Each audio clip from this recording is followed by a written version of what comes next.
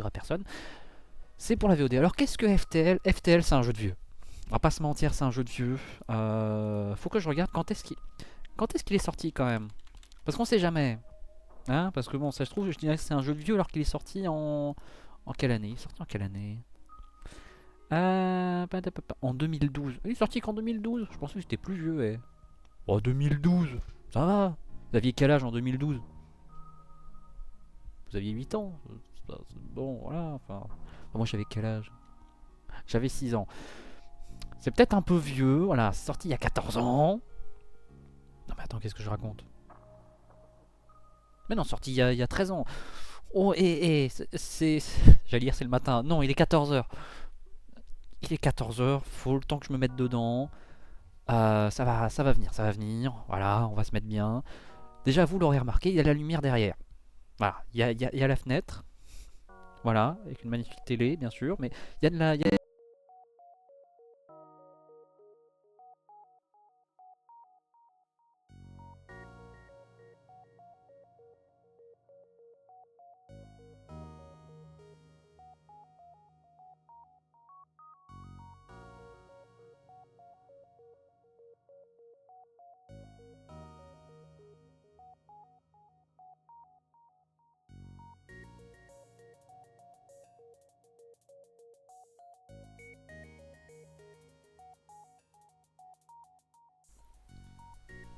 Un magasin. C'est de la merde.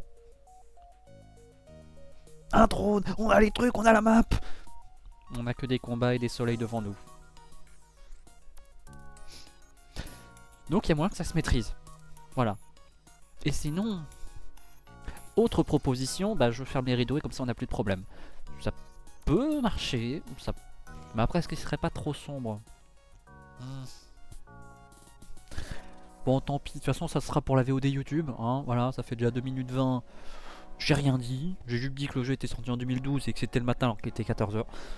Bref, mais comme ça moi vous avez les... Ah oui, non, d'accord, donc en plus quand je me penche beaucoup, hein, vous l'avez peut-être remarqué, je me penche beaucoup. Du coup ça va être sombre, donc en fait faut vraiment que... j'ai l'auréole pour être lumineux. À partir du moment où tu te détournes de la lumière, tu sors de la lumière. Ah, et si je me mets au milieu? Ah, c'est plus sombre, mais c'est pas totalement. C'est ni totalement clair, ni totalement sombre. C'est entre les deux. C'est pas con ça. Ouais, d'accord, on a la carte, on a des combats, un peu de soleil. Ouais, c'est pas mal, mais c'est pas ouf. Mais c'est pas mal, mais c'est pas ouf. Et ouais, bon. Là, ça me fait rire. Ça me fait rire pendant une minute, hein, mais très vite ça va me saouler quand je vais être en mode bon, allez, vas-y, là, je suis prêt, je suis prêt. Pourquoi je suis à l'ombre là? Mais pourquoi je suis en tout soleil? Suivant comment ça va se passer le jeu,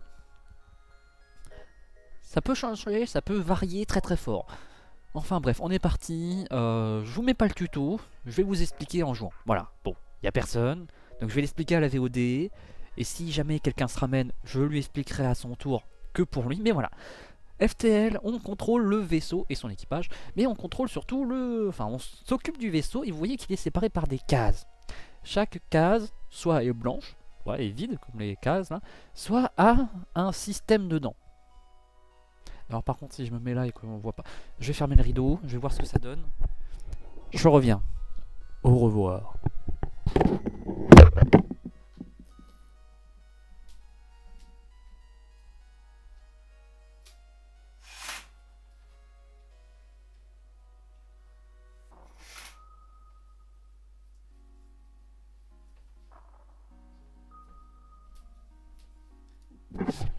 Ah, vous êtes là? Je vous avais pas vu. Comment ça va? En vrai, ça rend bien. Je suis un génie. Je suis un putain de génie. Non seulement c'est lumineux quand même, on me voit. Donc du coup, j'ai pas besoin d'allumer la lampe de bureau. C'est bien. Mais c'est pas trop sombre non plus, c'est-à-dire qu'on me voit quand même. Voilà, on voit que... Bon, on voit quoi. Mais c'est pas trop lumineux. Et en plus, ça varie plus. Oh, j'aurais dû faire ça dès le début en vrai. Donc FTL, donc il y a des salles qui ont des systèmes. Alors chaque système a ses particularités. Évidemment, Là, c'est le pilote, donc il pilote. Là, c'est la caméra, donc ça regarde. Là, c'est le S de shield, bouclier, pour ceux qui parlent pas anglais. Donc évidemment, c'est un bouclier. Bon, voilà. Globalement, c'est plutôt simple, hein. L'O2, bah, ça fait l'oxygène. Je vous ai dit, c'est un jeu pour les vieux. Et les vieux, ok, ils sont vieux, donc ils sont capables de comprendre des trucs. Mais ils sont un peu longs à la détente. Donc s'ils doivent réfléchir à chaque fois, bon, ça va prendre un peu de temps. Bon, déjà, et ça c'est primordial, on va nommer les persos. Voilà, et il y a des petits noms personnalisés, genre les humains, oh, ça va être Michel. Voilà, lui il s'appelle Michel. Voilà. Bah lui il s'appelle comment? Facile. Jean-Michel.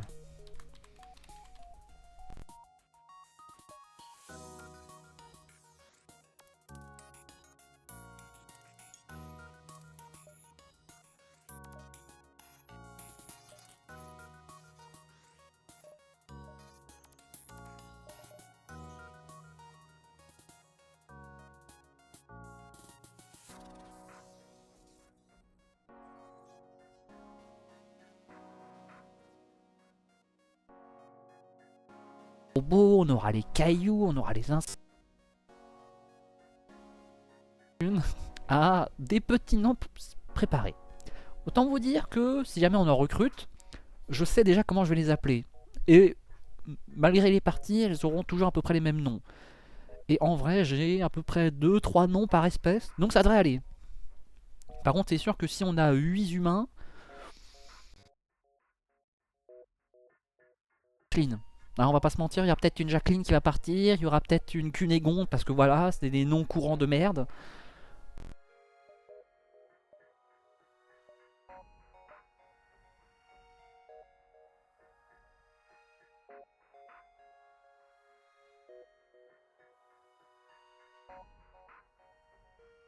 Dans le cul, ça sera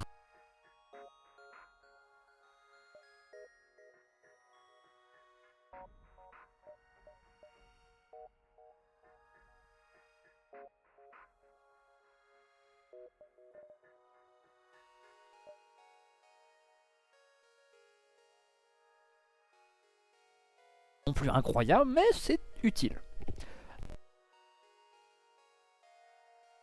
Parce que t'as directement 4 pupiou, c'est fort. Pour un début, c'est fort. Sauf que moi, j'avais toujours que des runs de merde avec et j'ai mis 3 plombs pour avoir une bonne run. Parce que ça te fait un très bon début de run. L'agencement B, il est parfait en début, mais au milieu, il s'essouffle très vite, très fort.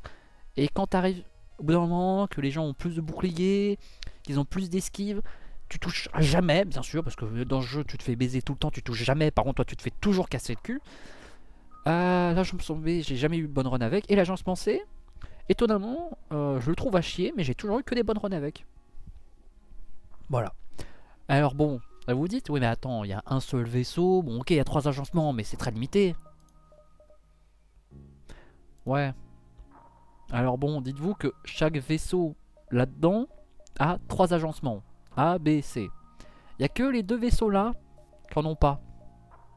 Mais ils ont quand même A et B, hein, faut pas déconner. Donc ça veut dire qu'on a 1, 2, 3, 4, 5, 6, 9, 12, 15, 18, 21, 24. 26, 28. 28 vaisseaux différents. Voilà. Autant vous dire, on a de quoi faire. Hein, et c'est même pas, tu fais 28 runs et c'est bon, c'est gagné. Non, non, non, parce que le jeu est pas facile en soi. Hein. C'est-à-dire que si le jeu ne t'aide pas, t'auras beau être le meilleur joueur du monde. Si le jeu ne veut pas que tu gagnes, tu ne gagneras pas. C'est mort. Et donc, c'est 28 runs, mais multiplié par minimum 5 pour avoir le nombre de runs qu'il faut pour finir le jeu. Et je dis pas 5 comme chaque vaisseau, chaque agencement, c'est 5. Non, je dis genre le premier, oh, tu fais une run, histoire d'être bien. Là t'en fais 2, là t'en fais 2 aussi. Ça va. Pour le croiseur furtif, oh, c'est 10 runs par agencement. Et encore, si t'as de la chatte. Parce que même en ayant de la chatte, par contre le croiseur furtif, même en ayant de la chatte, c'est compliqué. Ouais, vraiment, il est pas facile. Et d'ailleurs, justement, ça va être l'occasion de voir un peu les différentes races tout de suite. Vous voyez que par exemple, lui c'est le croiseur NJ. Et bah les NJ, c'est une race, de même que les humains. Et donc, si jamais on se retrouve dans un système peuplé d'NJ, on va affronter des vaisseaux qui auront cette forme. Donc là, vous voyez que c'est à peu près une forme de carré. Et chaque vaisseau a sa spécialité. Typiquement, je vous le dis tout de suite, les NJ, c'est les ions et les drones. Si vous voyez pas à quoi ça correspond, vous allez le voir au fur et à mesure du jeu. Vous allez voir que ions et drones, ça peut être chiant, mais c'est très situationnel. Si t'as un vaisseau qui a beaucoup de défense, ça te fait absolument pas peur. Si t'as un vaisseau qui a beaucoup d'attaques mais très peu de défense, tu te chies dessus, mais d'une force. Donc autant vous dire que c'est pas si fort que ça, mais ça peut être destructeur quand même. Il y a le croiseur Fédération, c'est un croiseur d'humains. Voilà. Avec un peu d'autres races, mais c'est globalement un croiseur d'humains. Qui a une forme, je dirais pas explicite. Mais par contre le fonctionnement lui il est explicite, hein, c'est-à-dire c'est littéralement le vaisseau, t'as un immense laser qui sort du bout. C'est pas très subtil, hein. Donc il y a aussi le croiseur Zoltan. Alors je vais pas non plus vous faire le... Je vais pas commencer par 20 minutes où je vous explique quelle est la spécialité de chaque vaisseau. Mais je vous dis juste que voilà, les Zoltans sont une race qui existe. Ils sont basés autour de l'énergie, voilà. Les croiseurs Mantis, donc les Mantis c'est des insectes, ils sont dégueulasses, c'est le combat au corps à corps. Les limaces c'est des limaces, c'est des connards, c'est tout. C'est tout ce que vous avez besoin de retenir des limaces. Ils sont là, ils font... Et c'est des connards. Les rocailloux, bah c'est des cailloux. Hein, enfin les rocailleux c'est des cailloux, voilà. Donc ils s'appelleront Yves, Pierre et Rocher. Non, ils s'appelleront comment? Ils s'appelleront Yves, Pierre et Caillou. Voilà, je vous le dis tout de suite. C'est assez simple à comprendre. Pierre et Caillou, c'est facile à comprendre. Yves, ça demande un peu... Il y a un peu de... Voilà. Faut un peu de réflexion. Dites voir dans les commentaires pourquoi Yves. Ah, les commentaires YouTube. Hein. Abonne-toi, mets un pouce bleu, voilà, c'est bien. Et croiseur furtif, j'ai même pas envie d'en parler, c'est juste de la merde. Voilà, vous voyez, normalement vous avez des boucliers pour vous protéger. Vous en avez pas. Vous n'avez pas de bouclier, c'est tout, vous vous ramenez. Les gars, ils ont 30 000 piou-piou, ils ont des lasers. Parce que les lasers, ça rate jamais. Ça, juste, ça passe pas les boucliers. Parce que bah, là, t'as pas de bouclier. Donc tu l'as dans le huc. Voilà. Et les Lanus, ils sont chiants. On sent pas les couilles des Lanus, ils se cassent les couilles. Et le croiseur non identifié. Je ne vous dirai pas ce que c'est. Parce qu'évidemment, je sais, je connais le jeu. J'ai regardé les streams de Mister MV. Pour ça aussi que c'est un jeu de vieux. C'est que MV y a joué. Et MV, c'est littéralement le vieux monsieur. Mais bon, bref. On va pas revenir là-dessus. On va pouvoir partir. Alors oui, on choisit le vaisseau. Faut remettre les noms. Voilà, Michel, Jean-Michel et Micheline. Tac, tac, tac, tac. Et d'ailleurs, grosse émotion. Ça va être mon premier jeu streamé clavier autre que Valorant. Mais parce qu'en fait, j'allais dire c'est mon premier jeu clavier, sauf que j'ai oublié Valorant. Du coup, je le rajoute en le disant, sauf que bah du coup, bah, c'est complètement con. C'est mon premier jeu clavier. Bon, à part celui-là. Mais c'est émouvant quand même. Mais non, mais pourquoi il a changé? C'était Emma. Rendez-moi la femme, voilà. Où sont les femmes? Voilà. Oh, m'obligez pas à chanter, hein. Il n'y aura pas de karaoké sur cette chaîne pour l'instant. Mais non, mais qu'est-ce que c'est que ça? Barre-toi. Mais non, mais barre-toi.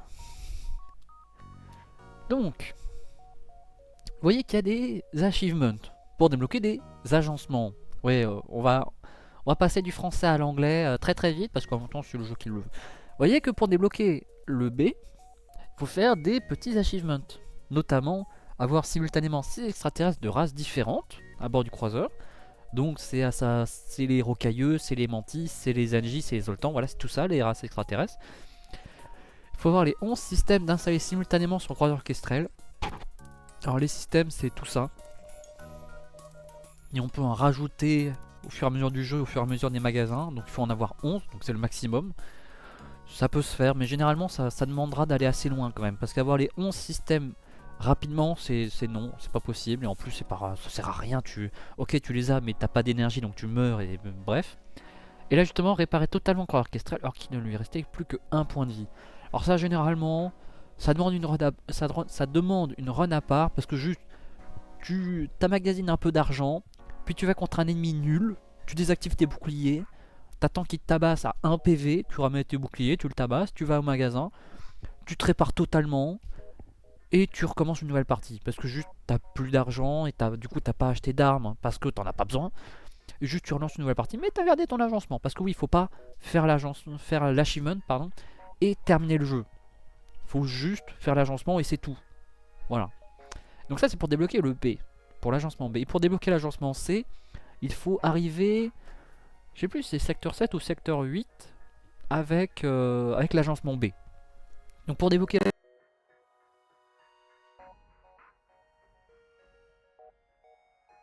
Enfin pas totalement aller au bout, mais être bien avancé. On va se mettre... Pour l'instant on va le désactiver. On va le désactiver, l'édition avancée, on va le désactiver pour que vous compreniez un peu plus. Et on va pouvoir partir. Alors. Voici donc ce que va être le jeu. Le jeu. Porte, voilà, on les gaze, on les vaporise, c'est terrible, voilà. Là vous voyez que l'oxygène est en train de se barrer et du coup, l'oxygène se barre, paf, paf. Du coup elle va mourir. Voilà, Micheline va mourir. Vous voyez que là, elle prend des dégâts. Bon, je referme les portes. Voilà, je remets de l'oxygène et là vous voyez que bon, elle prend plus de dégâts. Et là, elle soigne sa vie parce qu'elle est dans la medbay. Vous voyez, c'est la pharmacie. Et donc, quand vous mettez un personnage dans la zone de pharmacie et que la zone de pharmacie est alimentée en énergie, vous voyez qu'il y a la petite barre verte là, eh bien, il se soigne. Alors, au début, c'est un soin plutôt lent, mais il y a moyen d'améliorer les systèmes. Mais bon, voilà. C'était juste le fonctionnement d'un système, c'est qu'il faut l'alimenter. Et voilà, ça va faire un effet. Donc vous voyez qu'on a plusieurs systèmes. Alors on a les boucliers. Évidemment, les boucliers, bon, bah, c'est pour mettre un bouclier. Voilà. Là, je mets 2 d'énergie. Vous voyez le bouclier qui se recharge en haut. Voilà. J'enlève, paf, il n'y a plus de bouclier. Et là, je remets et il se recharge et paf. Vous voyez qu'on a moyen d'avoir 4 boucliers. Alors il faut savoir que les boucliers, c'est un système un peu à part. C'est-à-dire qu'il ne suffit pas d'avoir un niveau pour un bouclier. C'est 2 barres pour un bouclier. Donc généralement, les améliorations de bouclier, ça se fait 2 par 2. Genre là, ça sert à rien de mettre 20 et c'est tout. Parce que juste, j'aurai 3 barres, sauf que je pourrais avoir qu'un bouclier. Et donc la barre supplémentaire, ça sera juste si la salle prend des dégâts, pour éviter que le bouclier tombe. Mais bon, c'est pas très utile au début, c'est pas rentable. Le mieux, c'est de directement mettre 50 balles, comme ça, t'as les 2 boucliers, et t'es tranquille. Pour les moteurs, alors les moteurs... donc on peut les alimenter, voilà, c'est super. Ça sert à se déplacer, évidemment. Mais en fait, ça sert surtout à recharger son SPL, son générateur supraluminique, enfin voilà. Parce que quand vous arrivez dans un combat, vous ne pouvez pas sauter directement.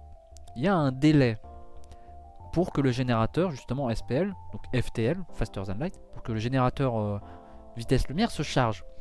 Et plus vous avez de niveau de moteur acquis et alimenté, plus cette barre va se charger vite. Et bon, ça encore, c'est pratique que si vous voulez fuir. Mais bon, la plupart du temps, juste votre barre se recharge, mais vous l'utilisez pas parce que vous êtes juste en train de tabasser le vaisseau ennemi. Donc c'est pas très utile. Par contre, là où c'est utile, c'est pour les niveaux d'esquive. Vous voyez que là, pour l'instant, on est à 15% d'esquive. C'est-à-dire, peu importe ce qui nous arrive, enfin, que ce soit un ion, un pistolet laser ou un missile, on aura 15% de chance de l'esquiver. Et vous voyez que si je mets une barre en plus, on est à 20%. Chaque barre de moteur en plus, c'est 5% d'esquive en plus. Ça a pas l'air de grand chose, mais si vous pouvez éviter 2 missiles de plus par combat, oh, c'est pas mal, ça vaut le coup. Ça peut sauver, hein. Si vous avez un missile qui vient et qui fait 4 de dégâts, vous préférez avoir 25% d'esquive que 20%, c'est pas si mal quand même. Parce que s'il vous touche et qu'il perce les boucliers et que du coup vous faites déchirer par tout le reste, et que vous perdez la run sur un seul missile non esquivé, oh, ça fout un peu le démon. Donc il y a la medbay évidemment, il y a l'oxygène évidemment, et il y a les armes. Alors les armes, il y en a plein différentes, avec chacune un coût en énergie différent, avec chacune un temps de rechargement différent. Là, vous voyez que le Artemis, vous voyez pas, il se recharge en combien de temps? Il se recharge en 11 secondes, il nécessite 1 d'énergie. Il faut un missile. Alors oui, c'est une ressource, voilà, vous voyez que j'ai 8 missiles, donc je peux tirer 8 fois avec le missile Artemis. Il fait 2 de dégâts, et il perfore 5 boucliers, c'est-à-dire que peu importe les boucliers qu'il a en face de lui, il transperce. Voilà. Alors que typiquement, le laser, il va d'abord taper les boucliers, puis s'il n'y a pas de bouclier, il va taper la coque. Il perfore pas. Enfin, en tout cas, pas celui-là. Il y a des lasers perforants, mais c'est précisé. Enfin, bref. On voit aussi qu'il y a une chance de feu qui est faible, donc c'est-à-dire que ça peut faire du feu, mais faut pas trop compter dessus. Ça peut aussi... Pardon. Ça peut aussi faire une brèche. Alors, l'avantage de faire des brèches, c'est que bah déjà, ça fait une brèche. C'est sympa. Et surtout, la brèche fait que l'oxygène du vaisseau se barre. Donc là par exemple si on avait une brèche ici, tout l'oxygène de cette salle seulement se barrerait. Parce que les portes bloquent l'oxygène. Vous voyez que typiquement, Là, il n'y a plus d'oxygène dans cette salle, mais il y en a encore dans celle-là. Par contre, si j'ouvre la porte, l'oxygène va se vider. Donc les portes fermées bloquent l'oxygène. Donc avoir une brèche dans une salle, ça vide l'oxygène dans une seule salle. Donc c'est sympa, c'est une salle importante. Genre typiquement, vous bréchez les boucliers, bah, les gens qui vont devoir venir réparer, déjà vont prendre des dégâts à cause du manque d'oxygène, mais en plus vont devoir réparer la brèche avant de réparer le système. Forcément, on ne peut pas choisir quoi réparer avant. Et donc, ça va prendre plus de temps pour eux de réparer les boucliers, donc vous aurez plus de temps pour les tabasser tant qu'ils n'auront pas de bouclier. C'est là l'intérêt des brèches. Ensuite, on a le laser Rafale MK2. Alors, je vais l'appeler le Burst Laser 2 parce que voilà, normalement je joue avec le jeu en anglais parce que c'est comme ça que je le connais, je suis sûr que les choses sont bien traduites. Mais bon, pour vous, je le mets en français, je suis sympa. Mais donc ce laser Rafale MK2, c'est une version légèrement améliorée du laser Rafale. Donc oui, le Burst Laser 2, c'est mieux que le Burst Laser 1. Donc il coûte 2 d'énergie. Très important. Il se recharge en 12 secondes, ce qui est pas mal. Mais par contre, il tire 3 fois. Et 3 fois, c'est piou piou piou, 3 fois d'affilée. Chaque laser fait 1 de dégâts. Mais bien sûr, il faut d'abord taper les boucliers. Et donc ça fait 3 tirs. Donc face à un vaisseau qui a, qui a un bouclier, le premier tir va taper le bouclier. Et les 2 tirs suivants vont taper une salle. C'est là tout l'intérêt. Pardon, encore une fois. C'est là tout l'intérêt du Burst Laser 2. C'est de pouvoir passer plusieurs boucliers et de quand même pouvoir taper le vaisseau. Parce que vous verrez qu'il y a des armes qui sont clairement destinées à taper les boucliers et il y a des armes qui sont clairement destinées à taper les salles. Voilà. Vous avez des lasers qui font plus de dégâts aux salles vides, donc eux c'est clairement pour taper les points de vie. Vous avez des armes qui ne font pas de dégâts à la coque du vaisseau, mais qui font des dégâts au système. Et donc eux c'est pratique parce que généralement ils se rechargent relativement vite, ils sont très rapides à sortir, et en plus ils permettent de neutraliser le vaisseau et donc de le rendre impuissant. Et donc si à côté de ça vous avez une arme, même si elle n'est pas folle, pour taper juste la coque, et ben vous pourrez quand même rendre le vaisseau impuissant pour pouvoir le finir plus tranquillement. Alors que si vous n'avez que des armes qui tapent la coque, bah parfois les systèmes vont être un peu chiants et donc vous allez peut-être prendre plus de dégâts que vous n'auriez dû. Certes vous allez tuer le vaisseau très très vite, mais le vaisseau pourra vous infliger plein de dégâts entre temps. Alors que si vous le rendez impuissant, bah même si vous le finissez à petit feu, il sera impuissant, il pourra rien faire, donc vous serez tranquille. Alors ok, c'est plus long, c'est moins impressionnant, mais c'est plus tranquille, c'est plus safe. Et enfin vous avez des armes qui visent clairement les boucliers, hein. Vous avez genre une arme, juste ça balance des merdes en métal, c'est pas très précis sur les salles, ça touche très peu le vaisseau, mais par contre ça tapasse les boucliers. Alors là, il n'y a aucun problème. Donc généralement le meilleur combo, c'est d'avoir un truc qui tabasse les boucliers, un truc qui fait les deux, comme ça peut venir en complément, et soit un laser qui ne rate pas, mais par contre il ne transperce pas les boucliers. Donc il faut d'abord faire tomber les boucliers pour ensuite être sûr de découper le vaisseau avec le laser, et peut-être un truc qui passe les boucliers, genre un missile. Le missile, ça peut venir comme dernière arme, en plus il coûte pas cher, et si jamais il y a vraiment besoin de taper une salle vite, tout de suite, genre là, mon dieu, un immense canon va nous tirer dessus, on envoie le missile, il transperce tout, il tue le truc, il tabasse le système et le gros laser il touche pas. Et c'est tout. Voilà, comme ça le temps que nos grosses armes se chargent, bah lui il charge plus parce qu'il s'est fait taper par un tout petit missile de merde. C'est pratique. Mais par contre c'est sûr que ça fait pas non plus des masses de dégâts. Bon, après tout ça on va pouvoir partir. Alors j'enlève l'énergie en faisant un clic droit de la mettre B parce qu'on en a pas besoin. Tout simplement parce que bah il s'en fout le vie. Donc ils n'ont pas besoin de soigner, donc en attendant on va pouvoir la mettre dans les moteurs. Comme ça le moteur va charger plus vite, on aura plus d'esquive. Alors il y a d'autres trucs dont je vous ai pas parlé, c'est les 3 sous-systèmes. Alors eux ils nécessitent pas d'énergie. Parce que là vous voyez par exemple, paf paf paf paf, si j'enlève tout, on souffle l'oxygène parce que ça va prendre un peu de temps. Vous voyez que là c'est ma réserve d'énergie. Cette réserve d'énergie je dois l'attribuer à mes systèmes principaux. Bien sûr ça sert à rien de mettre 8 niveaux de bouclier si ici ils sont pas alimentés. Donc il faut s'assurer, en améliorant les systèmes, d'améliorer aussi son réacteur pour avoir plus de puissance pour alimenter les niveaux supplémentaires des systèmes. Donc là, je vais aussi alimenter mes armes, donc ça me coûte 2. Je vais aussi alimenter le missile, on sait jamais.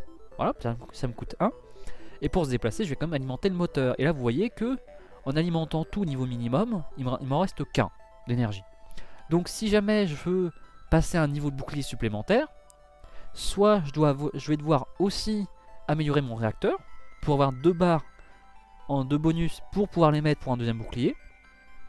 Ou bien je vais devoir, peut-être en combat, enlever l'oxygène pendant un temps. Alors c'est possible, ça marche, là vous voyez que l'oxygène descend assez lentement.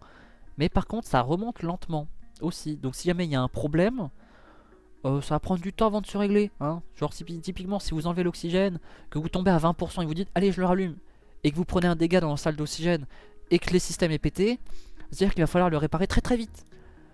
Parce que va déjà falloir le temps de le réparer, ce qui va prendre du temps. Puis pendant ce temps-là, bah, vous ferez peut-être tabasser ailleurs. Donc typiquement si vous faites tabasser d'abord dans l'oxygène, d'ailleurs je vais le remettre, puis qu'ensuite vous faites tabasser le bouclier, bah, va falloir choisir. Soit vous réparez tout de suite l'oxygène pour ne pas mourir d'asphyxie, soit vous réparez tout de suite les boucliers pour ne pas mourir à coup de gros lasers dans la gueule. Donc enlever l'oxygène c'est possible, mais c'est risqué. Ou là simplement on enlève les moteurs et on met un deuxième. Mais bon ça, ça nous met à 0 hein, directement. Si vous avez aucun niveau d'esquive, enfin de moteur, vous êtes à 0 d'esquive. Donc s'il n'y a que des trucs qui tapent le bouclier, mais que vous avez beaucoup trop de boucliers, ça passe. Mais dès le moment qu'il y a un missile, bah, ça veut dire que vous avez aucune chance d'éviter le missile. C'est pas très rentable généralement, donc on va plutôt préférer attendre un peu plus pour pouvoir mettre un vrai second bouclier. Voilà, on s'enlève une arme. Genre typiquement on s'enlève le missile parce qu'on n'en a pas besoin. Parce que le laser, parce que le burst laser 2, donc le laser rafale 2 est largement suffisant. Et donc juste on met 2 boucliers et voilà. C'est un arbitrage à faire entre offensif et défensif. Par contre, donc j'y reviens, les sous-systèmes eux n'ont pas besoin d'énergie. C'est l'avantage. Juste vous mettez des niveaux dans les sous-systèmes et ça passe. Voilà. Donc vous avez le pilotage. Alors le pilotage, déjà il faut quelqu'un dedans. Forcément. Et vous voyez d'ailleurs qu'il y a la petite tête. Il y a la petite tête, on voit que c'est pleinement opérationnel. Déjà ça rajoute de l'esquive. Bon ça rajoute de l'esquive mais là en même temps il est niveau 1 donc voilà. Il faut forcément qu'il y ait quelqu'un au pilotage pour avoir de l'esquive. C'est-à-dire que si vous êtes dans un bateau et qu'il n'y a personne pour manœuvrer, bon bah le bateau il va tout droit. Et généralement un missile sur un truc qui va tout droit, oh, c'est facile à toucher. Par contre si jamais vous mettez des niveaux dans le pilotage et qu'il n'y a personne dedans, vous aurez quand même un peu d'esquive. Voilà, bon là typiquement avec un deuxième niveau, si jamais il n'y avait personne dans le pilotage, on serait à 7% d'esquive. C'est pas beaucoup, mais si jamais vous mettez suffisamment haut les moteurs pour être à 40% d'esquive et que vous avez besoin de quelqu'un, juste vous barrez, vous avez un deuxième niveau de pilotage, vous êtes à 20% d'esquive. C'est pas grand chose, mais c'est pas non plus ridicule. Les caméras, alors les caméras c'est de l'utilitaire. Vraiment ça n'a aucun intérêt stratégique, mais c'est de l'utilitaire, c'est juste, ça vous permet d'avoir l'image. Tout simplement. Sans les caméras, il y a des vaisseaux qui n'ont aucune caméra, hein, ça existe. Bah juste, toutes les salles sont grisées. Alors vous savez où sont les systèmes, quand même. Mais si jamais il y a un ennemi qui se ramène dans une salle, vous le verrez pas. Et donc vous n'avez aucun moyen de le savoir. Et si jamais il y a un feu qui se déclare, vous n'aurez aucun moyen de savoir dans quelle salle il se trouve. Alors vous aurez quand même un pop-up qui va vous dire attention il y a le feu chez vous. C'est sympathique, puis il y aura le son. On entendra quand même le feu brûler. Alors je sais pas si vous entendrez, parce que hein, la dernière fois... Enfin la dernière fois quand le 8 je crois, donc c'était il y a 3 jours. Je jouais à un jeu où la musique est importante et personne dans le chat, c'est-à-dire les 3 personnes, n'ont été foutus de me dire tiens tu peux monter un peu le son du jeu, on n'entend rien. Du coup ce qui fait que les 2 dernières VOD sur la chaîne YouTube, bah, on n'a pas le son du jeu, enfin très peu. Mais c'est con, parce qu'en plus les musiques sont bien. Mais bon vous inquiétez pas, quand je ferai bientôt les 24 musiques bonus, je monterai le son du jeu. Quoi qu'il arrive. Et je fermerai un peu ma gueule. Parce que de toute façon, je devrais fermer ma gueule. Parce que je vais devoir me concentrer. Parce que c'est un jeu de con. Et que je l'ai jamais fait, ces trucs. Enfin, je les ai fait une fois. J'ai tout oublié. Hein, très peu. Enfin, je m'en souviens très peu de trucs. Donc voilà. J'espère que là, vous avez le son du jeu. Tant pis. Je regarderai la VOD. De toute façon, je vais couper la VOD quand j'aurai fini l'explication. Je ferai une deuxième. Voilà. Je couperai la VOD. Puis j'en relancerai une autre. Comme ça, au moins, j'aurai pas besoin de faire du montage. Que ça me saoule, parce qu'il faudrait que j'installe un logiciel, que je trouve un truc gratuit qui me permette de découper sans mettre un filigrane dégueulasse. Parce que oui, hein, on connaît Wondershare Filmora 13, c'est très bien, ça marche bien, c'est gratuit. Je l'ai déjà utilisé pour un truc en anglais au lycée, bref. Mais le problème c'est que si vous payez pas, quand vous exportez la vidéo, ça marche, il n'y a aucun problème, mais vous avez un filigrane qui dit ouais ce truc a été fait avec Wondershare Filmora, abonnez-vous. Alors si c'est pour un projet de lycée, ça passe. Parce que voilà, le prof il le voit, il se dit bon, il y a un filigrane, mais de toute façon il allait pas payer pour un seul truc dans l'année. Mais si c'est pour une chaîne YouTube, bon, c'est moins acceptable, on va dire. Donc juste je couperai la VOD manuellement et je relancerai, et comme ça me fera 2 fichiers séparés. Ça sera très bien. Donc voilà. Et sachant que si vous mettez des niveaux supplémentaires de caméra, au niveau 2, vous voyez les salles de l'autre. Et ça a déjà un peu plus d'intérêt. Parce que vous voyez l'équipage qu'il a. Et oui, parce que les vaisseaux en face ne sont pas que des robots. Il y a aussi des équipages. Et les équipages ennemis vont eux-mêmes réparer les salles. C'est pas toujours automatique. Sûr que si vous tombez contre des drones, les drones se réparent eux-mêmes. Voilà, parce qu'il n'y a aucun équipage dedans. Mais les vaisseaux comme les nôtres, les vaisseaux rebelles typiquement, ils sont équipés par des humains et par d'autres.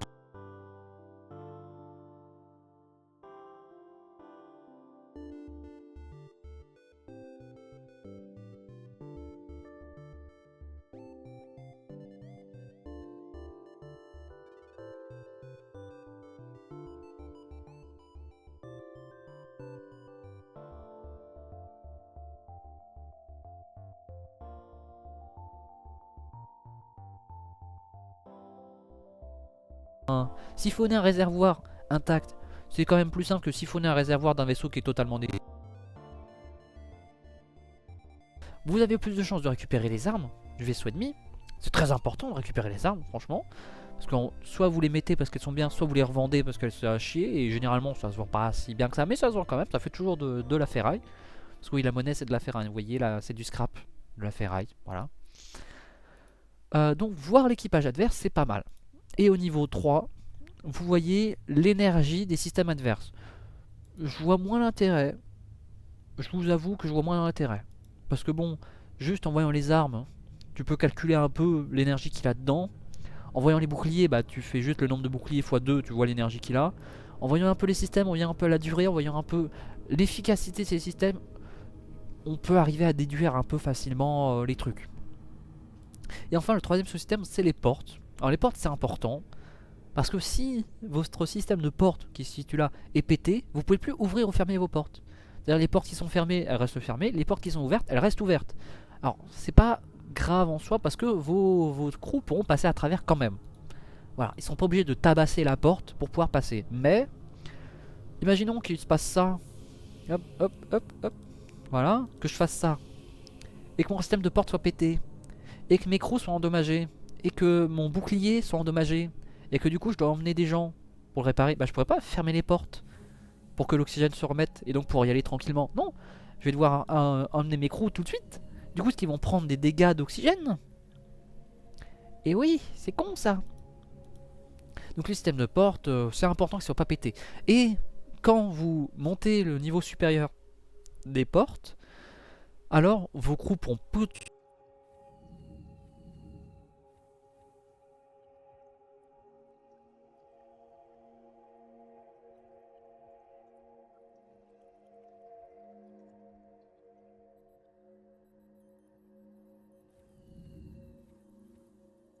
ça donne un niveau artificiel.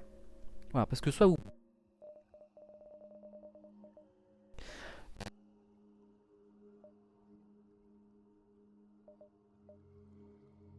Bon, j'ai des portes améliorées, vous voyez, elles sont grises. Caméra, bon bah voilà, là ça se voit pas. Il n'y a que le pilotage.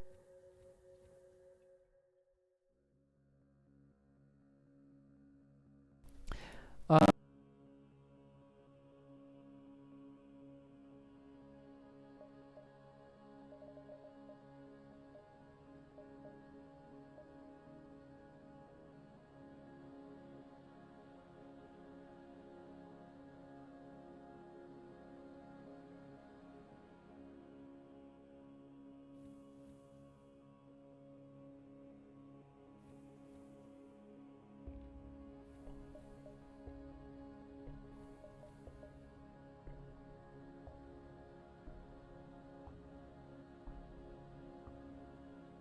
Bouclier se recharge. Plutôt rapidement, on va pas se mentir, c'est plutôt rapide. typiquement il y a quand même très peu d'armes qui peuvent tirer 2 fois avant qu'un bouclier ne se recharge. C'est vraiment des armes très spécifiques et très chères. Vous avez typiquement une Gatling qui commence à tirer mais qui prend du temps pour se chauffer. Genre au début c'est toutes les 14 secondes, puis c'est toutes les 10, puis c'est toutes les 8, puis 6, puis 4, puis 2. Et 2 c'est le minimum. Et sachant qu'un bouclier se recharge à peu près en 2 secondes s'il y a quelqu'un dedans. S'il n'y a pas quelqu'un dedans, ça se recharge en 2 secondes 5. S'il y a quelqu'un dedans, ça se recharge en 2 secondes. Et donc votre Gatling annihile un niveau de bouclier à chaque fois. Et donc si vous avez d'autres armes, bah, au lieu de vous battre contre un vaisseau avec 4 boucliers, vous vous battrez virtuellement face à un vaisseau à 3 boucliers. Voilà. Alors, même s'il peut se passer des dingues, s'il peut se passer que la Gatling rate sa cible et que du coup ça se recharge. Bref, c'est pas la question. Alors on va partir pour un combat. Puis je couperai la VOD. Comme ça fera un tuto complet. Enfin on va voir ce qu'il y a. Bon il y a une boutique, on va pas y aller parce que dès le début on n'aura pas d'argent, on n'a rien à vendre. Je vais... Non, vous savez quoi, je vais passer le premier secteur. Voilà, typiquement un combat. Je vais faire le premier secteur. Musique, très bien, il se lance. Donc je vais lancer le premier secteur. Et à la fin du premier secteur, je couperai la VOD. Comme ça fera un petit tuto, ça fera une vidéo à part. Et ensuite, vous inquiétez pas, je sais pas dans combien de temps plus tard, vous aurez la VOD complète de la suite de la run et peut-être de la run d'après, ça dépendra du temps que ça prendra. Mais déjà, je vous l'annonce tout de suite, on se retrouve ce soir pour du inscription. Écrit comme vous le pensez, mais avec un Y à la place du I. Je vous dis pas lequel, surprise. Mais vous allez apprécier. Moi, un peu moins, je pense que je vais me péter la voix. Vous comprendrez pourquoi. Je vous dis juste que j'aurai un pot de miel à côté de moi. Voilà. Je vous montrerai le pot de miel. Bon, là je l'ai pas parce que voilà, je vais pas prendre un pot de miel maintenant.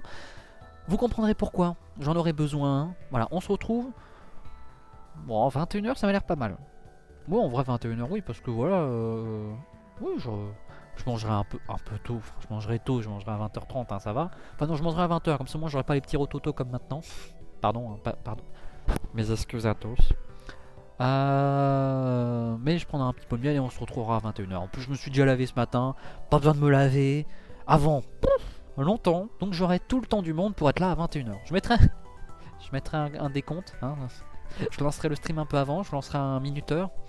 Puis je le respecterai pas, comme d'hab. Hein. Déjà là, je l'ai respecté. Mais en même temps, j'ai attendu 5 minutes sur mon siège. Attendre qu'il soit 14h vraiment pour pouvoir lancer le stream. Parce que bon, la dernière fois je l'ai lancé, puis je me suis barré, puis je suis revenu, j'étais en retard. Là au moins j'étais beaucoup trop en avance, c'était chiant, donc je le referai plus.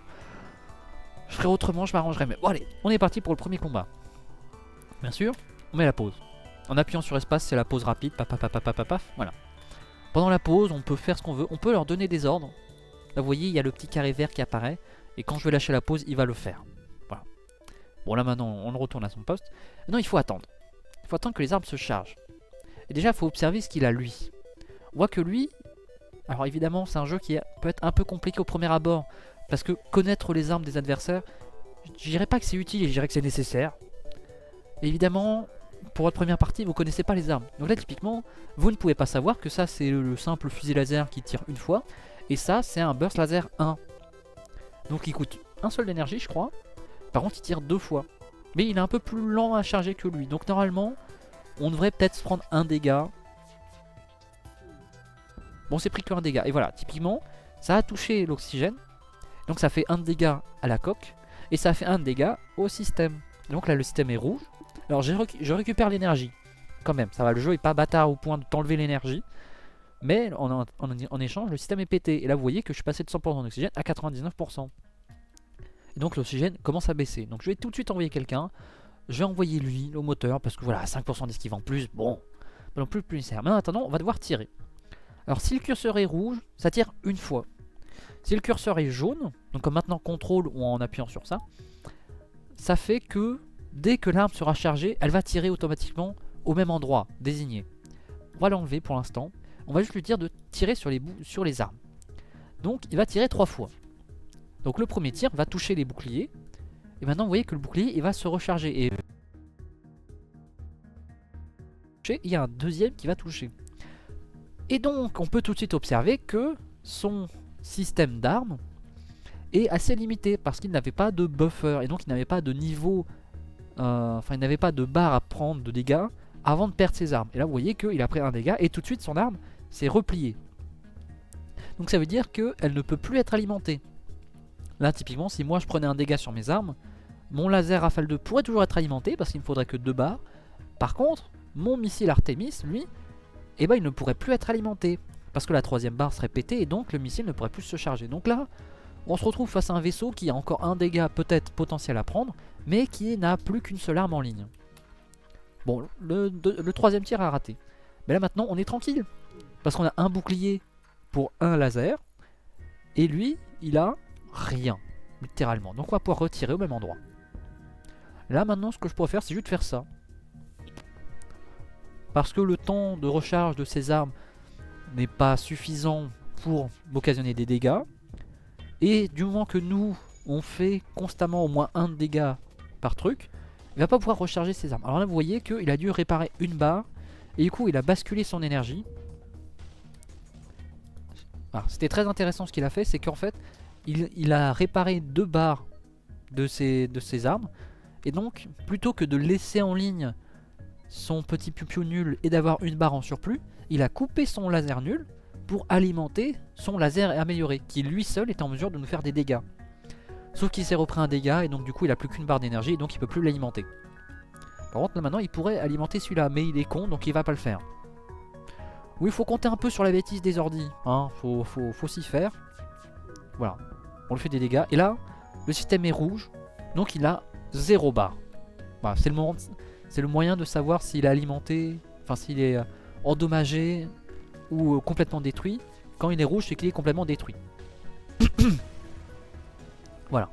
Donc là, on a récupéré un missile, c'est important pour les Artemis, une pièce de drone et 15 de ferraille. Alors les pièces de drone, pour l'instant c'est pas utile, parce que j'ai pas de système de drone.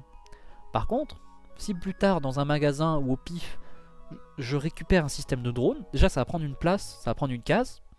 Donc ça va être un système qu'il va falloir alimenter, mais qui pourra aussi être endommagé, mais qui par contre pourra déployer des drones. Et les drones, on y reviendra plus tard. Il y en a de plusieurs types, c'est très sympa, mais généralement c'est plutôt un truc de fin de jeu, parce que ça coûte cher. Donc là, typiquement, on a un assaillant automatisé, et donc lui, il n'a pas d'équipage à l'intérieur de lui. Par contre, il a des drones. Ah, ça c'est un peu chiant ça. Enfin, en tout cas, il a un système de drones. Et donc, les assaillants automatisés n'ont pas d'équipage, et donc quand ils prennent des dégâts de système, ils se réparent automatiquement sur tous les systèmes en même temps, mais plus lentement que si un humain était là derrière pour le faire. Donc ce qui fait que, même complètement endommagé de partout, si jamais vous tirez pas pendant 20 minutes, que vous lui laissez le temps de se réparer, il va pouvoir se remettre totalement d'aplomb. Et attention à un détail, vu qu'il n'y a pas d'équipage dedans, il n'y a pas de système d'oxygène. Et donc, si jamais vous envoyez des gars, si vous téléportez des gars à l'intérieur pour faire des dégâts au système, bah ils vont suffoquer directement. Et donc un truc con, ça serait d'envoyer 4 personnes dedans, et que les 4 personnes meurent de suffocation parce que vous pouvez pas les ramener à temps, parce que le TP a un temps de recharge. Et au niveau 1 du TP, si jamais vous les envoyez là-dedans, ils meurent avant de revenir. 100%. Voilà. Même les rocailleux, je crois qu'ils meurent. Hein, alors que pourtant, ils ont plus de vie. Et ils résistent un peu à la suffocation. Ils meurent quand même. Il faut au moins une TP niveau 2 pour ramener les gars avant qu'ils meurent. Et encore, ça se fait à 5 PV près. Faut être motivé. Hein. Normalement, les vrais joueurs jouent sans la pause. Mais nous, on n'ose pas. Du coup, on va jouer avec la pause. Donc quand tu joues avec la pause, bah juste tu mets pause au bon moment. Et tu TP. Et ensuite, tu as le temps de... Enfin, tu mets au pause au bon moment. Et tu as le temps de prendre ta souris, d'appuyer sur le bon bouton. Et attends, fais voir. Voilà, t'appuies sur le bon bouton et t'appuies sur la bonne salle et tu tombes pas. Mais jouer sans la pause tactique, faut être un peu plus accroché quand même. Voilà. Hein. Bref. Mais c'est un assaillant automatisé et on peut voir justement qu'il n'a qu'une seule arme qui pointe. Ça a l'air d'être un Heavy Laser 2. Enfin, d'être un Heavy Laser 1. Donc un laser lourd. Et seulement le laser lourd, il fait 2 de dégâts à la coque. C'est-à-dire qu'il enlève un seul bouclier, mais s'il touche le vaisseau, il fait 2 de dégâts. Donc 2 de dégâts et à la coque, et 2 de dégâts au système. Donc c'est chiant, mais on a de quoi faire. Oui, non, j'ai laissé la pause, voilà. Donc là, typiquement, ça va être un combat un peu chiant. Parce que vous voyez que, donc du coup, c'est bien un Heavy Laser 1, voilà. Et on a un drone ennemi en face. Un drone de combat. Donc lui, ce qu'il va faire, c'est qu'il va tourner autour du vaisseau, voilà, dans des angles aléatoires. Il va se promener. Vous voyez, un peu comme le logo DVD qui vient et qui rebondit par plein d'angles dans le bord de l'écran. Bah lui, il va juste se mettre au bord du vaisseau. Il va faire son truc, puis il va piou, piou, piou, piou, piou, piou, piou, piou. Ouais, il va se mettre autour. Mais lui encore, ça va, c'est pas le plus chiant. C'est un drone laser. Alors le drone laser, ce qu'il fait, c'est que il tire un laser. Les lasers, leur particularité, c'est qu'ils ne ratent jamais leur cible, mais ils sont totalement bloqués par les boucliers. C'est-à-dire que lui, pardon, juste, il va taper en boucle contre le bouclier et il ne va même pas faire tomber le bouclier. Donc s'il n'y avait que lui, on serait totalement tranquille. Parce qu'on aurait juste à maintenir un bouclier et on serait totalement à l'abri. Par contre, le problème, ça va être que le Heavy Laser 1, vu qu'il va tirer, il va toucher le bouclier et donc il va faire tomber le bouclier. Et donc pendant que le bouclier se rechargera, le drone adverse pourra nous tabasser. Parce qu'il va jamais rater sa cible et on n'aura pas de bouclier pour se défendre. Donc ça va être un problématique. Et le pire, c'est que même si je balançais l'Artemis, je crois que le temps de charge est à peu près le même que le Heavy Laser 1 et surtout le temps qu'il arrive, il a raté. Donc on peut annuler le tir, on va le garder en réserve. On va taper les drones. Tout a raté. Alors on va taper très très vite les drones, s'il vous plaît. Il a raté aussi. Ouais, alors hein. Il a raté aussi. Ouf. Alors normalement on se touche quand même, hein, parce que bon, c'est quand même des trucs de niveau 1. Et merde. Vite, vite, vite, vite. Ah, voilà. Et justement, vous voyez que là j'ai pris un dégât sur les caméras. Et donc, je ne vois pas ce qui se passe dans les salles d'à côté. Alors je sais qu'il se passe rien quand même. Mais si jamais un ennemi se téléportait, ou si jamais un feu se déclarait, ou si jamais une brèche apparaissait dans ces salles, je pourrais pas savoir dans laquelle exactement. Voilà, c'est pour ça que c'est un peu chiant d'avoir 0 caméra. Bon, on va toucher, on va la battre, pitié. Pitié. Qu'est-ce que c'est que ce jeu de con? Voilà, alors c'est ça le problème que je vous disais justement, c'est que vous avez beau être le meilleur joueur du monde, si le jeu a décidé que vous ne gagnerez pas, vous ne pourrez pas gagner. Voilà, parce que si vous ratez tous vos tirs, si vous ratez tout, juste c'est mort. Ça joue à peu de choses, hein, mais juste c'est mort. Parce que le jeu il fait comme il veut. Et le jeu, s'il a pas envie de vous laisser gagner, vous ne gagnerez pas.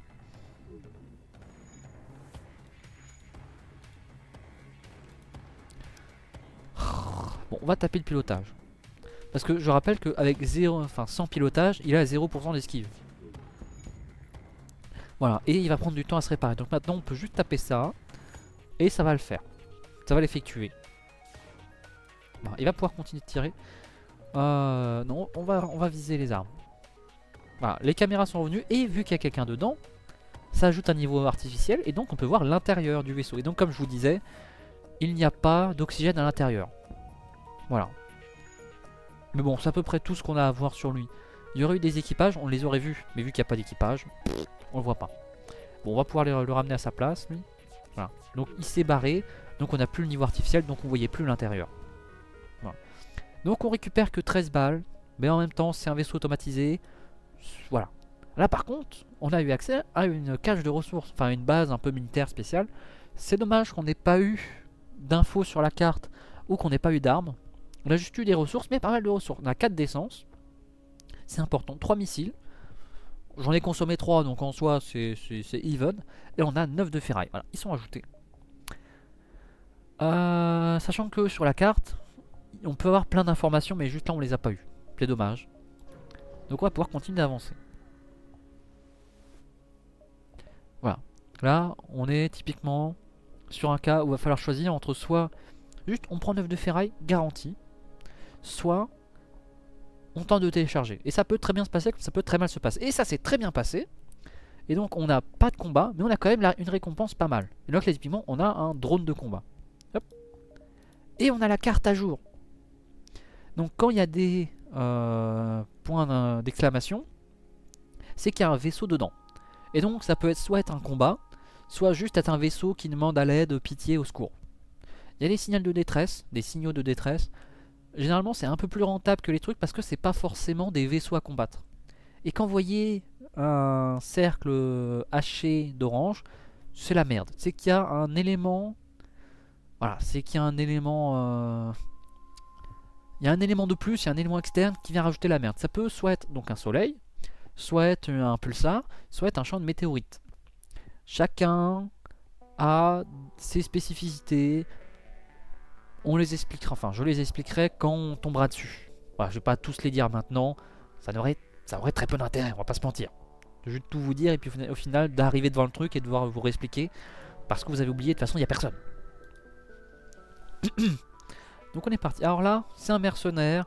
Soit on le paye pour retarder les rebelles, parce que vous avez peut-être vu qu'à gauche, il y a les rebelles qui arrivent. Faut pas qu'ils nous rattrapent, sinon on se tape des combats très très durs et très très peu rentables. Ou bien juste pour explorer le secteur, mais on a déjà la carte, donc c'est pas utile. Soit on lui dit non merci, casse-toi, on s'en fout. Soit on le tabasse. On va essayer de le tabasser parce que un vaisseau en moins, c'est des ressources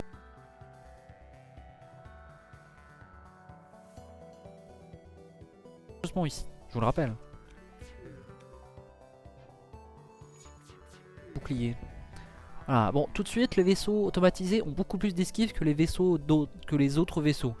Maintenant, il a rien esquivé, tant mieux. On va lui tabasser les boucliers. Bouclier.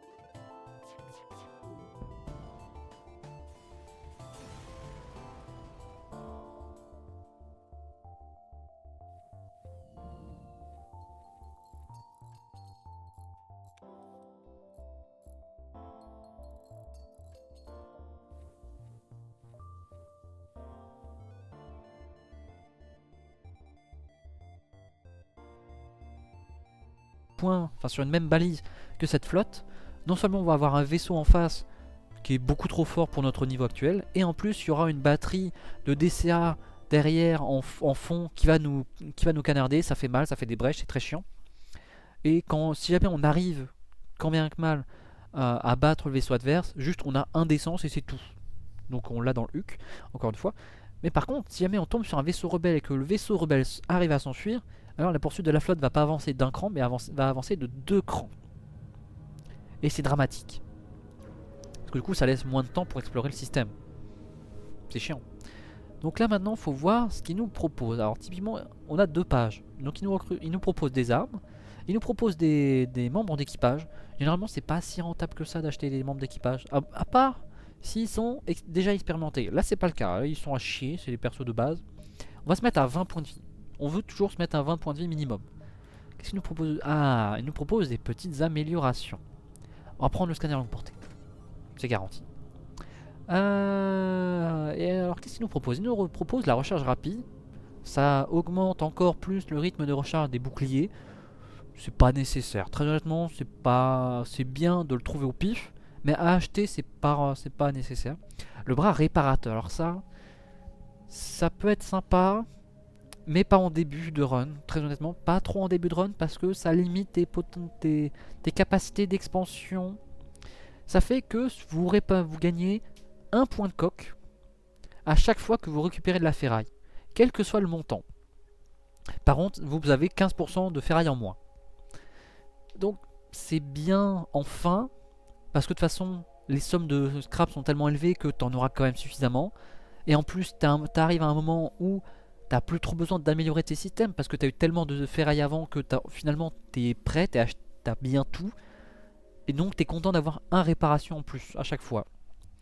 Surtout que le prix de la réparation augmente au fur et à mesure des secteurs.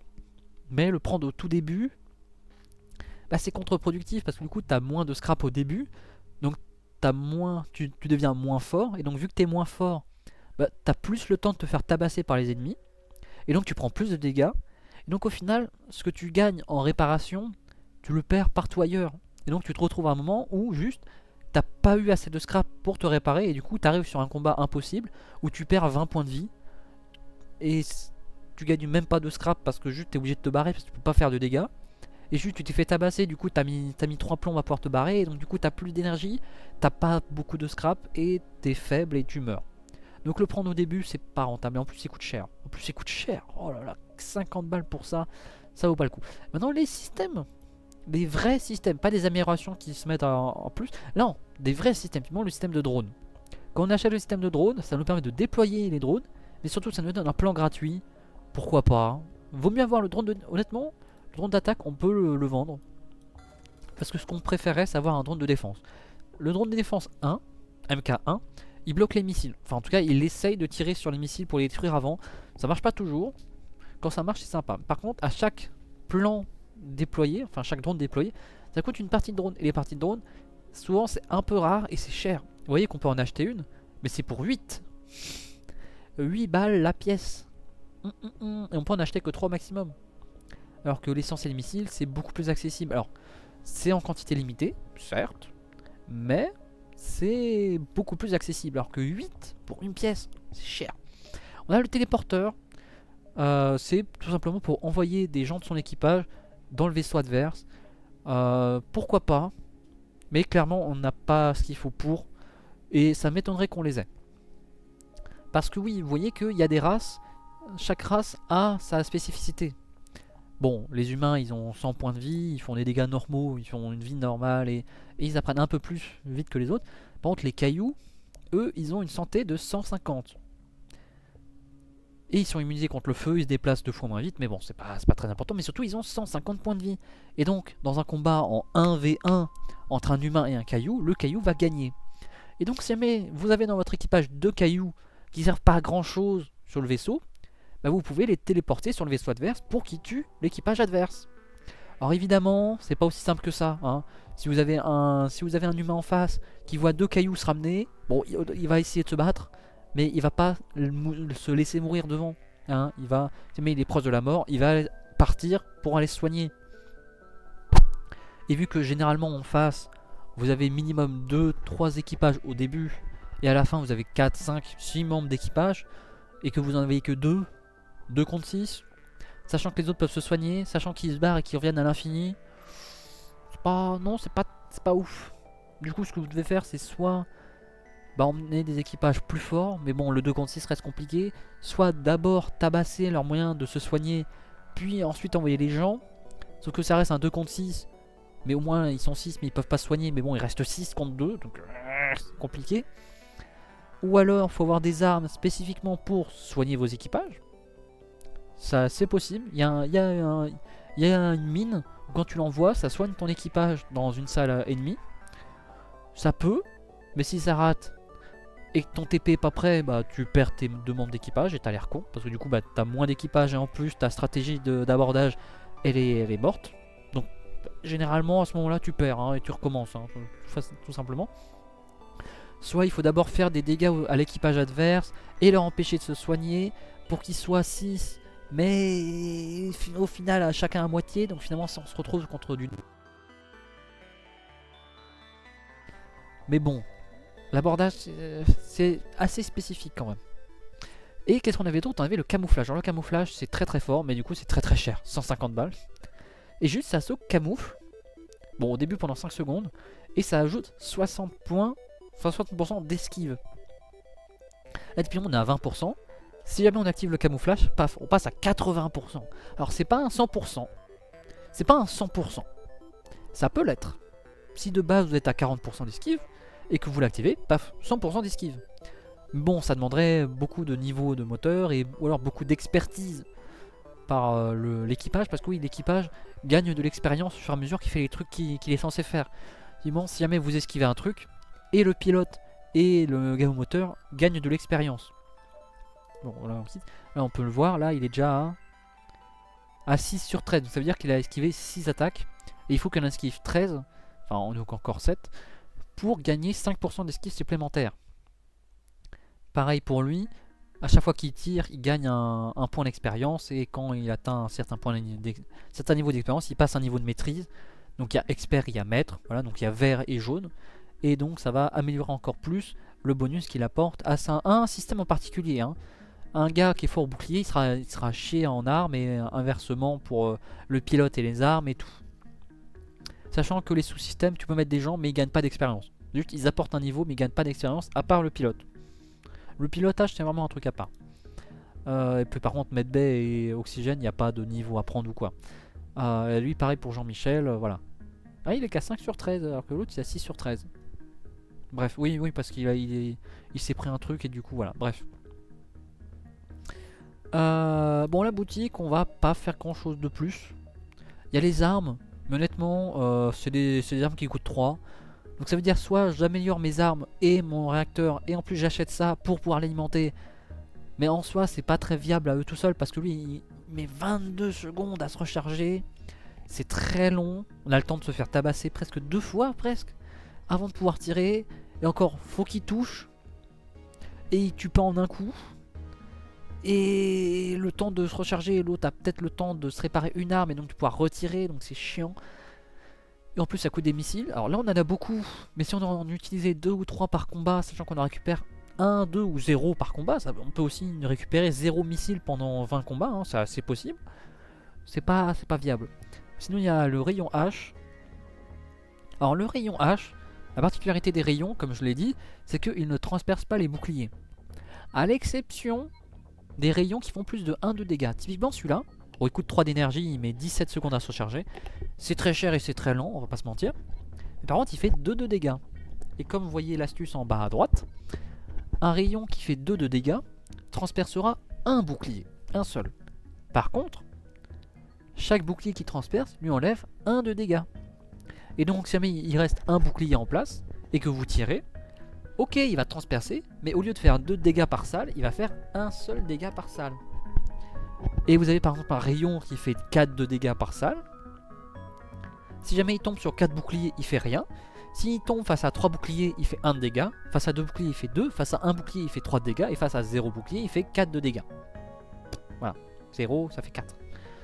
Donc c'est très fort, mais bien sûr, il prend 30 secondes à se recharger, il coûte 5. Enfin non, il coûte que 4 maximum. Mais bref. C'est pas des armes de début de jeu. On va pas se mentir, c'est pas des armes de début de jeu. Typiquement, on aurait eu un Burst Laser 2, je dis pas. Parce qu'en même temps, le Burst Laser 2, c'est peut-être la meilleure arme du jeu. Parce que ça coûte pas si cher que ça se recharge plutôt vite et ça fait 3 piou-piou. Et franchement, les piou-piou, c'est le nerf de la guerre. Plus t'as de piou-piou, plus tu fais de dégâts, plus tu fais tomber les boucliers. Généralement, le piou-piou se recharge vite en plus. Donc avoir plein de piou-piou, c'est bien. Mais surtout, vu que t'as que 4 emplacements d'armes, si jamais t'as 4 armes qui font que 1 piou-piou, enfin qui font que 1 piou, et qui coûtent que 1 et qui se rechargent vite, ok, mais t'auras que 4 tirs simultanément. Donc si jamais un gars a 4 boucliers en face, tu fais 0 dégâts. Si jamais un gars a 3 boucliers en face, tu peux peut-être faire 1 de dégâts. Mais ça veut dire qu'il faut que tous tes tirs touchent à chaque salve. Parce que si t'en mets 3 pour la première salve, oui mais en fait, il va quand même tous recharger avant que tu aies le temps de refaire une autre salve. Donc voilà, c'est pas bien non plus d'avoir que des petites armes nulles. Et c'est là que le Burst Laser 2 fait un bon compromis. Il prend que 2 d'énergie. Donc après tu peux prendre 3 autres armes à 2, c'est pas mal. Mais en plus il est suffisamment efficace pour que si t'en as même un seul, il fait le taf. Si t'en as 2, c'est très bien. Si t'en as 3, c'est peut-être un peu overkill, mais c'est très bien. Si t'en as 4, bon faut aller se faire foutre, mais c'est gagné. Mais faut quand même aller se faire foutre parce que bon en avoir 4, faut le chatter. Hein. Ouf. Enfin bref. Ce qu'on va faire tout de suite, c'est qu'on va mettre le bouclier, on va mettre 1 ou 2 d'énergie, un seul, on va voir ce que ça donne. On peut s'enlever un d'esquive, mais pour avoir 2 boucliers, c'est pas mal. Franchement, pour un secteur 2, on sera très bien. Et on va pas attendre au plus, parce que de toute façon, il y aura la flotte qui va nous rattraper sinon. On arrive à la proximité. Ah, il y en a un qui peut faire des réparations. On peut améliorer le système de capteur. Pour 17 balles. Allez, tant qu'à faire, voilà. Pourquoi pas. Donc maintenant, on pourra voir l'intérieur des salles adverses. Oui, je vous ai pas parlé de l'amélioration que j'ai pris. Ça produit des informations supplémentaires sur les balises proches de la carte stellaire. On va voir ce que ça donne au prochain secteur, vous verrez. Petit teasing. Regardez la VOD d'après, parce que là c'était le tuto. Regardez la VOD d'après pour savoir ce que font les scanners à longue portée. Allez, salut. Alors non, déjà, qu'est-ce qu'on choisit? Donc vous voyez qu'il y a civil aussi le nébuleux. Alors, même les secteurs civils, il y aura pas mal de bastons dedans. Ça c'est clair. Par contre, il n'y a qu'un seul nébuleux, c'est un peu chiant ça. Enfin, non, les nébuleux sont. Enfin, il y a des gens qui aiment bien les nébuleux, il y a des gens qui détestent les nébuleux. Je fais partie des gens qui détestent les nébuleux, vous comprendrez pourquoi. Mais donc, quand vous tombez sur les secteurs rouges, généralement il y a plus de combats et il y a un seul point de magasin dans tout le secteur. Les secteurs verts, vous avez de la baston, vous avez un peu plus de détresse, il me semble. Pas sûr, à vérifier, mais vous avez un peu plus de détresse, mais surtout vous avez 3 magasins. Alors vous pouvez avoir des situations complètement connes. Vous arrivez au premier magasin, vous dépensez tout. Et vous allez à la section d'après, vous avez un magasin, vous n'avez plus d'argent. Vous allez à un magasin après, vous n'avez plus d'argent. Ça arrive d'avoir des situations complètement connes où en fait tu as 3 magasins mais tu t'en es servi que d'un. Mais parfois les magasins sont tout en haut à gauche alors que vous allez tout en bas à droite. Et vous n'avez pas le temps d'aller et au magasin et au secteur, enfin à la fin du secteur sans que la flotte ne vous rattrape. Et donc c'est là que vous êtes content d'avoir 3 magasins. Parce que du coup, vous en avez peut-être 2 qui sont mal placés mais peut-être un qui est bien placé. C'est pas mal. Parce que oui, les magasins c'est vraiment le nerf de la guerre. Hein. C'est là où vous pouvez choisir vos armes. Et généralement vous avez le choix entre plusieurs armes. Et généralement vous en trouvez une qui est bien. Bon, pas au tout début, parce qu'au tout début, il n'y a que quelques armes qui sont bien à voir au début et qui sont pas assez chères, et voilà. Mais bon, pour un deuxième secteur, prendre un rouge, ça passe. Et en plus, remarquez, après, on aura le choix avec que des secteurs verts. Bon, sauf la fin où c'est forcément rouge, mais bon, ça c'est le secteur de fin, c'est normal.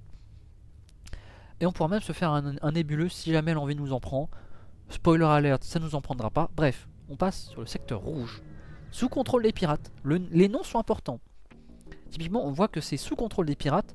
Et donc, on va pouvoir tomber sur des vaisseaux ennemis à peu près tous les types. Franchement, à part 2 types de vaisseaux, on pourra tomber sur un peu tout le monde. On pourra tomber sur des NJ, sur des mantis. Peut-être pas forcément des NJ, mais il y aura des équipages NJ. Ça, c'est très chiant. Mais bon, bref. C'est la fin de cette première VOD. C'était un peu le tuto. Un tuto d'1 heure, donc en soi c'est une VOD complète. Mais bon, si jamais vous voulez voir les VOD d'après, je vais toujours expliquer le jeu évidemment, surtout s'il y a un gars qui se ramène sur le stream. Pourquoi pas, on sait jamais. Mais je vous avoue que je vais avancer un peu plus. Là j'ai vraiment pris le temps, j'ai montré le jeu, j'ai tout montré. Je vais pas faire ça à chaque fois. Hein. Donc je vais mettre cette vidéo en avant. Je vais me dire, c'est le tuto. Quitte à en faire un best-of plus tard. En vrai, peut-être que plus tard, vraiment, si je vois que les gens comprennent pas FTL, peut-être que je ferai une vidéo tuto. Peut-être que je mettrai un lien vers la vidéo tuto de MV. On sait jamais, hein, des fois que des gens aient envie de découvrir cette pépite. Mais je ferai peut-être un jour, éventuellement, possiblement, il y a un monde où je fais un tuto best-of, où vraiment, pour la première fois de ma vie, je vais faire une vidéo complète pour YouTube. Et seulement pour YouTube. Et vous ne la verrez pas sur Twitch. Et tant pis, fallait être là sur YouTube. Pourquoi je m'énerve? Bref. Salut YouTube. C'était le tuto d'1h15. Mais en vrai, sinon tu tapes juste tuto FTL. Tu trouveras des trucs en un quart d'heure. Moi j'ai fait 1h15. Mais bon, on est entre nous quoi. Allez, salut.